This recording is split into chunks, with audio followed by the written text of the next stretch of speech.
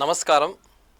ఈరోజు ముఖ్యంగా మీ ముందుకు రావడానికి గల ప్రధాన కారణం బీసీల అంశ చర్చించడానికి.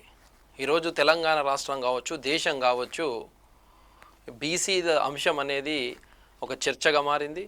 మరియు బీసీలలో చైతన్యం రగిలిందనేది అనడానికి అక్షర సత్యం, నిలువెత్తు నిదర్శనమే మొన్న జరిగిన సర్పంచ్ ఎన్నికలు కావచ్చు, మరియు ఈ యొక్క మున్సిపల్ ఎన్నికలు కావచ్చు. అయితే సామాజిక న్యాయం, రాజ్యాధికార దిశగానే బీసీలు ప్రయాణం చేస్తున్నారనేది అక్షర సత్యం. మనందరికీ తెలిసిందే, ఈ మధ్యన బీసీలలో బాగా చైతన్యం పెరిగింది. ఇప్పుడు రాజ్యాధికారం కోసం కూడా ఒక సుదీర్ఘ ప్రయాణం కూడా ప్రారంభమైందనేది మనందరికీ తెలుస్తూ ఉంది. ఎందుకంటే సంఖ్య ఉన్నవాడే, జనాభా ఉన్నవాడే శక్తివంతుడు కాదు. జనాభా ఉన్నవారు సంఘటితమైనప్పుడే శాసించగలమనేది ఒక్కసారి మనం గుర్తు చేసుకోవాల్సిన సందర్భం తెలియజేస్తున్నాను. ఎందుకంటున్నానంటే, జనాభా ఒకసారి చూసుకున్నట్లయితే రాష్ట్రంలో, దేశంలో 56% జనాభా బీసీలు. కానీ రాజకీయ ప్రాతినిధ్యం మాత్రం నిజంగా చాలా బాధాకరం. 15% దాటకపోవడం.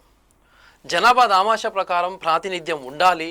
ఈ వ్యత్యాసాన్ని తగ్గించకపోతే రాజ్యాధికారం అనేది మనకు దక్కదు. అందుకే జనాభా దామాషా ప్రకారం రాజకీయ ప్రాతినిధ్యం ఉండాలని సందర్భంగా తెలియజేస్తూ ఉన్నాను. అయితే అక్కడక్కడ మనం కొన్ని విషయాలు ఒకసారి చూసుకుంటే, ఒక చిన్న సామెత ఉంది. గాడిదకు గడ్డి వేసి ఆవుకు పోయి పాలు విసుకుతే పాలు వస్తాయా అన్నట్లుగా ఈరోజు బీసీ వ్యతిరేకులకు ఓట్లు వేసి బీసీలకు న్యాయం చేయమంటే అది జరిగేది కాదు, ప్రయోజనం లేది కాదు. అందుకే డాక్టర్ బిఆర్ అంబేద్కర్ ఇచ్చిన ఓటు హక్కు మన శక్తి, మన హక్కు. బీసీల ఓట్లు బీసీలకే అన్న నినాదాన్ని ప్రచారం చేయాలి. గల్లీ నుంచి ఢిల్లీ దాకా ఓటు ఐక్యమైతే ఓ మహాశక్తిగా, రాజకీయ శక్తిగా మనం మారబోతున్నామని తెలియజేస్తూ ఉన్నాను. సరే, కొందరు దీన్ని కుట్రగా పెట్టి కొందరు కులాల విభజనలు కూడా పెట్టాలని చూస్తారు. సో దాన్ని కూడా మనం అధిగమించాలి. ఒంటరిగా ఉంటే ఒడిదొడుకులు ఉంటాయి కాబట్టి ఐక్యంగా ఉండాలి, విజయం సాధించాలి.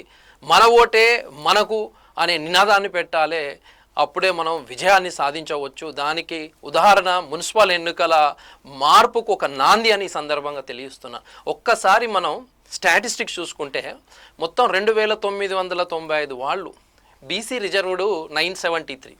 జనరల్లో ఆల్మోస్ట్ 400కు పై మనం గెలిచామంటే ఆషామాషి విషయం కాదు. మొత్తం చూసుకున్నట్లయితే 1373, అంటే ఆల్మోస్ట్ 47-48% బీసీలు గెలిచిళ్ళు. మహిళల కోటాలో ఉన్న వాళ్ళు కూడా, బీసీ మహిళలు కూడా గెలిచిళ్ళు. అంటే విత్తనం పెట్టినప్పుడు అది మొక్కై వృక్షం అవుతుంది.